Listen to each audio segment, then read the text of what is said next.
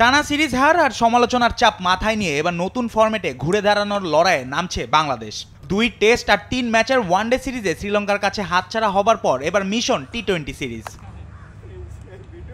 ওয়ানডের দুঃস্বপ্ন পেছনে ফেলে এবার লক্ষ্য সংক্ষিপ্ত ফরম্যাটে জবাব দেওয়া।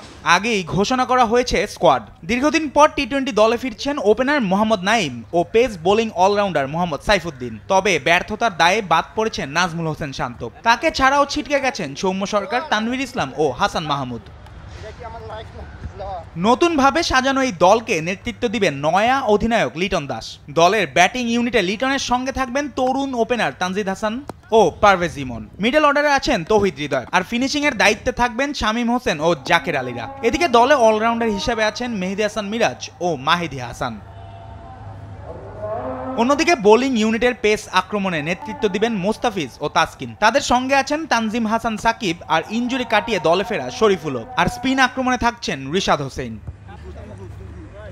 বিপরীতে টেস্ট ও ওয়ানডে সিরিজে জয়ে আত্মবিশ্বাস নিয়ে মাঠে নামবে শ্রীলঙ্কা। তার উপর দীর্ঘ 1 বছর পর জাতীয় দলে ফেরানো হয়েছে সাবেক অধিনায়ক দাসুন সানাকাকে। নতুন মুখ হিসাবে দলের পেস আক্রমণে যুক্ত হচ্ছেন এশান মালিঙ্গা। এছাড়াও আবারও টি-20 দলে ফিরছেন স্পিন অলরাউন্ডার দুনিত ওয়াইলালাগে।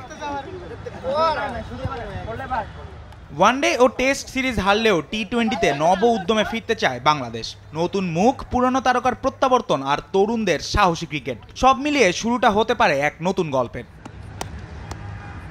জুবায়ের নূর, স্পোর্টস ডেস্ক, দেশ টিভি।